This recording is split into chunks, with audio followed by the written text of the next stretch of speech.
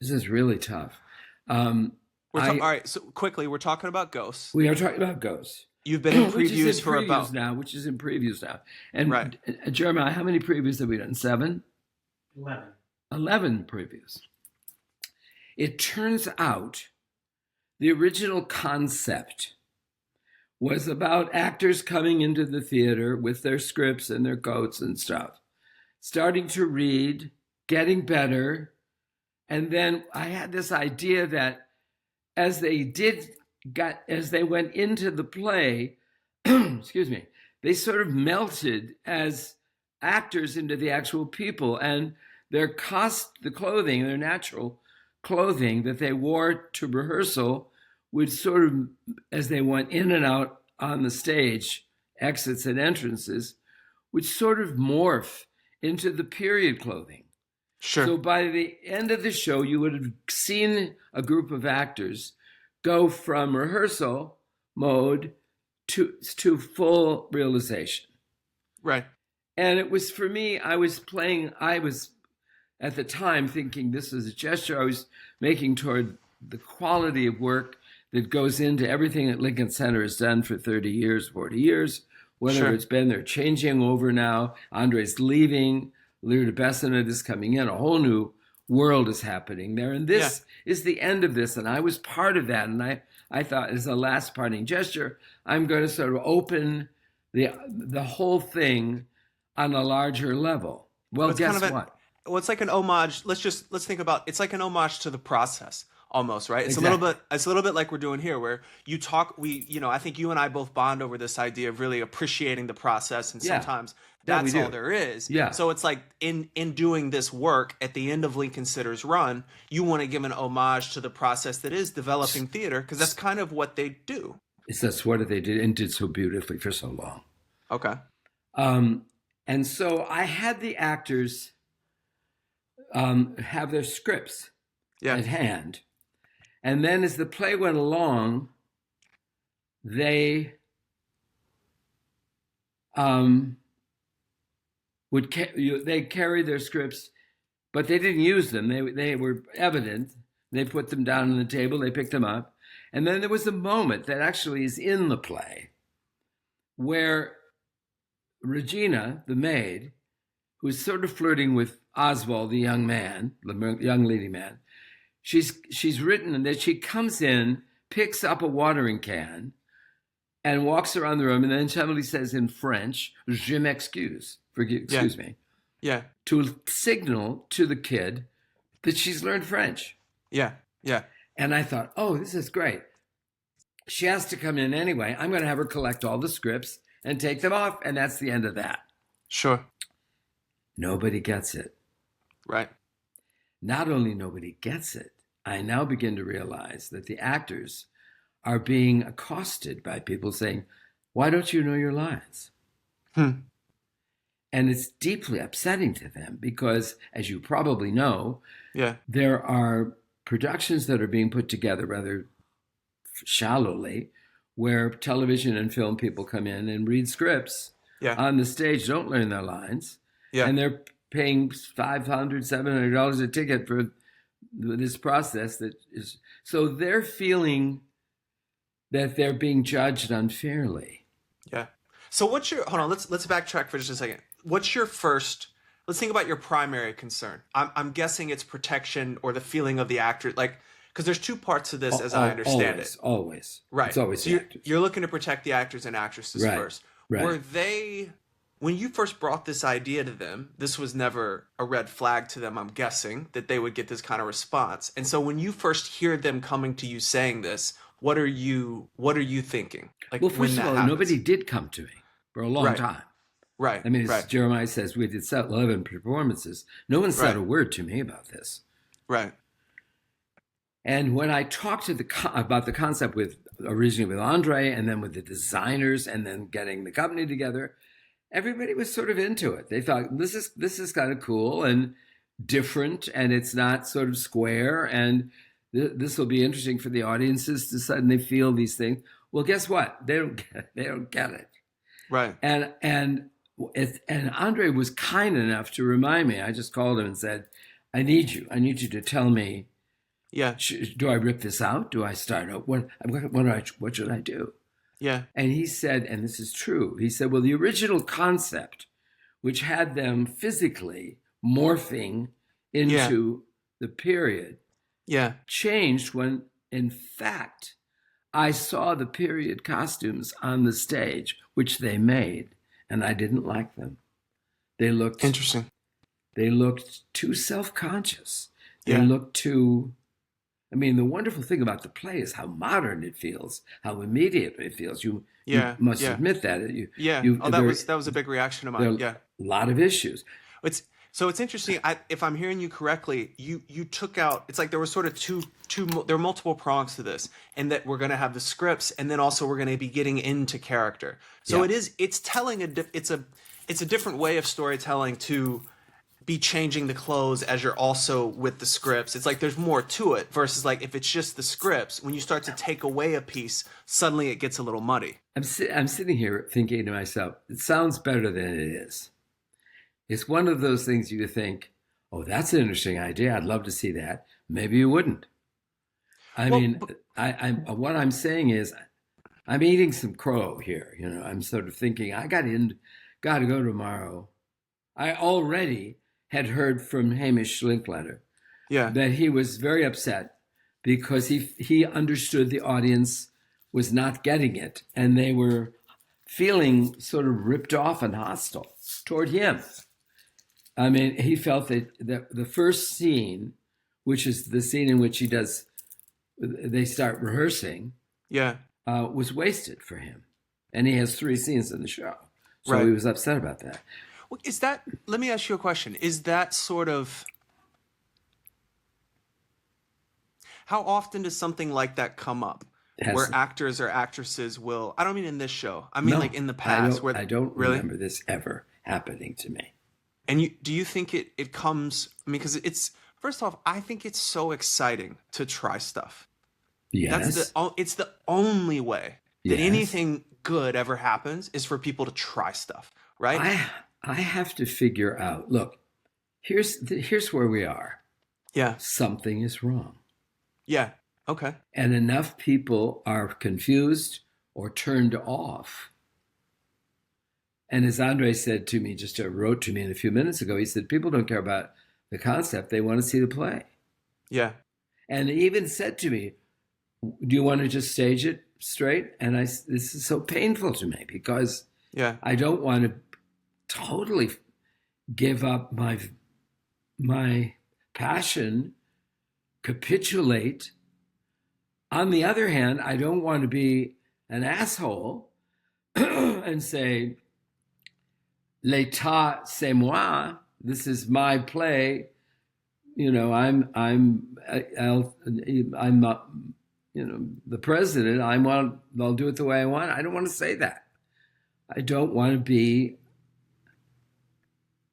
to just defend my principle because I'm embarrassed. Yeah. That it's too sophisticated, too complicated, too unnecessary. Well, that's what I want to say. And this is going to sound trite for me to come in and say some things I'm going to say. But the first thing I'm going to say is the answer is always the third rail.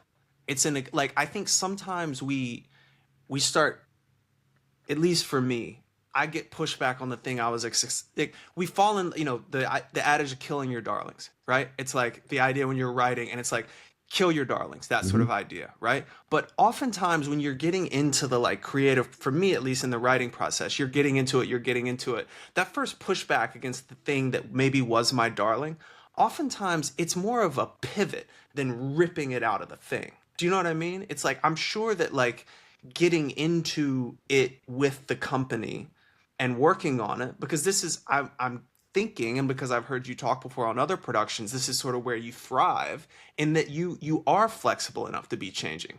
You are flexible enough to kind of be moving through it. And I don't know. I know that now, I mean, you told me before we started talking about it that it's raw. Now the rawness of it is always what makes us want to rip it out. Look, does that make sense? Yes, of course. And this is helpful to me, by the way. Yeah. Odd as it is to be going through this with somebody whose opinion I value and care about, who has worked with me creatively on something very personal. Yeah. So this is, we're right back Yeah. here in Yeah. previews Yeah. out at Bay Street. Yeah. And this is baby bathwater time. Right. Do I rip everything out and just do it? I don't think so. And here's why I don't think so. The modernity of the way the play starts is the point. Yeah. That the audience is not seeing people come out in period costumes, but in sort of neutral, beautiful neutral space with appropriately dressed, suggestively dressed, but not slavishly so. Right. So I don't want to pretend this is the way you do ghosts, because it isn't. Right. And I have a new translation and a very kind of, I don't know, edgy attack on the play. I love seeing the actors come into the space in modern clothes. Yeah. And I think I could simplify that in an almost stark way so that you would see these two actors take the script, put the script down, and be better again, and the whole thing explodes. And then I think you think, oh, they've found their way into it. I think I can keep that as a storytelling device that won't take you out of the show. I'm thinking back now after seeing it, right? And I don't think, I always think to myself whenever I start getting notes like this, it's always about the muddy, like, is there a way of being a little, because I think sometimes when we're trying to do something unique or take a different spin on something, we kind of do it with I'm trying to think, and my body knows what I'm trying to do. We kind of do it with like a sort of like, let me not really do too, let me guide it without being heavy handed. And people are like, I don't get it. Right. Yeah. And so and that's a very artistic thing to do, of like, I'm just going to dance with it and you're going to get it. And people in the audience are like, I have no idea what this guy's trying to do. Exactly right. So a lot of times the answer is being a little more direct with it.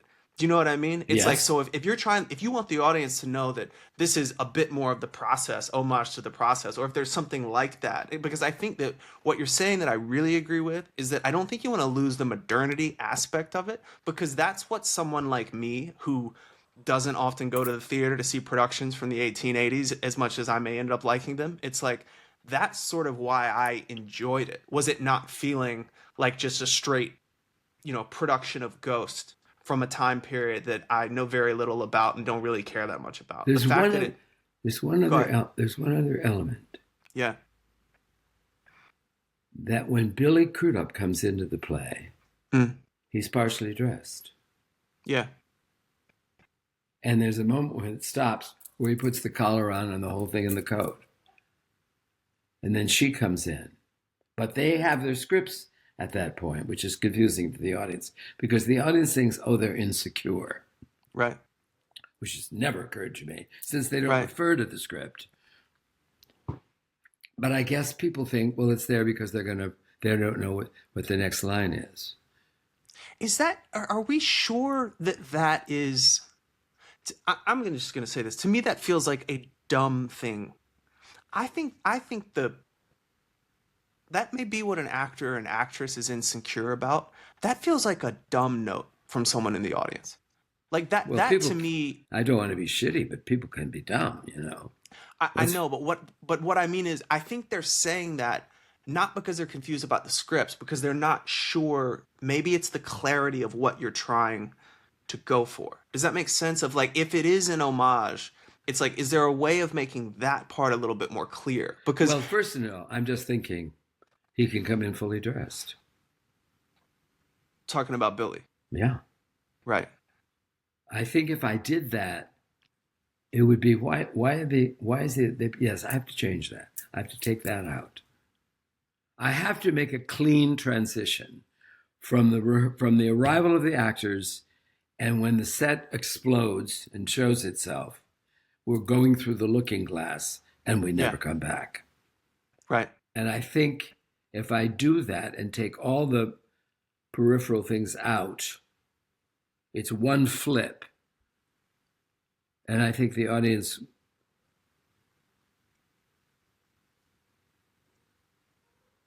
I don't know, I have to think about this.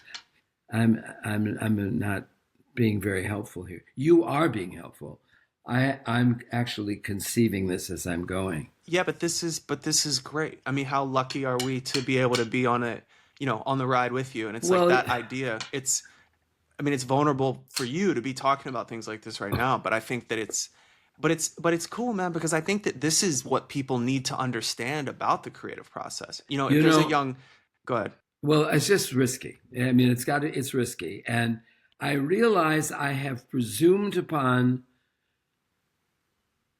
an idea.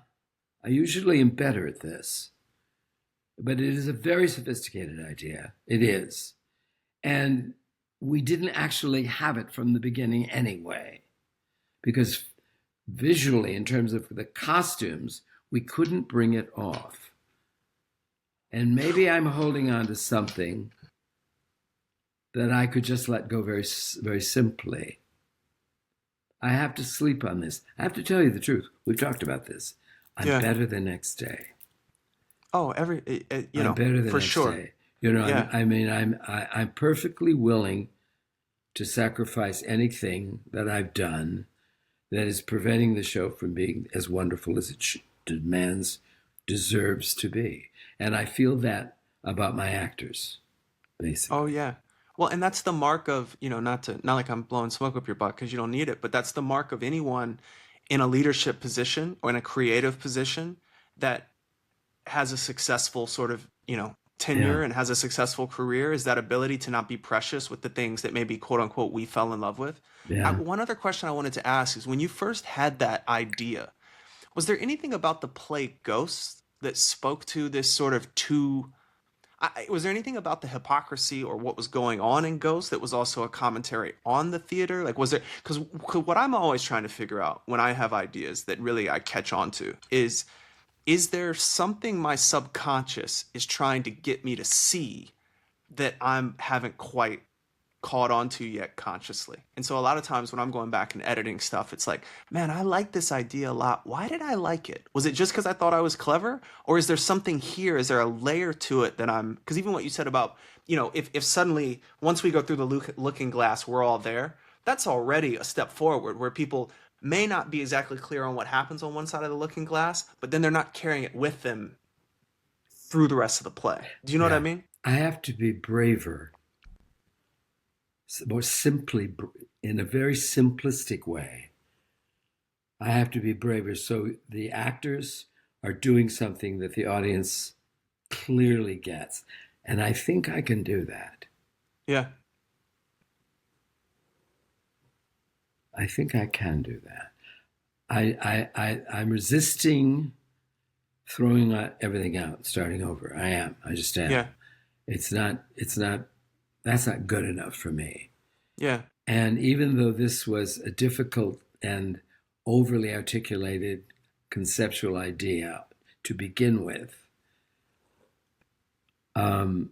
there's a value in the audience meeting this on a modern level and then seeing it take wing. And if I don't keep referring to it, they'll get lost in the play, which is really what we want. Right. It's just the opening sequence that I've got. But I have an idea about that anyway. I mean, I have a really kind of interesting, brave idea that's highly theatrical that I think would be clearer if it were bigger and simpler and not Yeah. so subtle. I agree. I think that making sure everyone that's something, because I feel it all the time too, which is I don't want people to know I'm trying to do something clever. I want them to just get it, right? And then what you Yeah, do is well, you out clever yourself, and no one gets it, and they're just like, "What is this mess?" I talk a lot about trying not to get in the way. You know, Right, I'm very right, big about saying, as a director, I try not to do that. And here I right, am doing it. So right. I've got to stop doing it and figure out how to be consistent with a very sort of maybe helpful tossing of the dice on the table, Yeah. but not rub everybody's face in it for 2 hours or whatever the fuck it is. Right. Well, and also though, but the only reason you quote unquote got in the way could be because you pulled back from the initial idea. Well, I did, But that's what I mean. It's like if the costume, I know you said because you didn't like how they look visually, but like but to to pull that's back makes it more confusing. So you that maybe weren't in the way initially, but then by pulling back, it's just finding what that gauge is you have before to, it muddies it. you know, Picasso. The great quote from Picasso is, "Have the courage, have the courage of the murderer or the surgeon." Hmm. Yeah. No, And that's where I am right it's now. good. I Yeah. have a knife in my hand and I've got to figure out how to use it.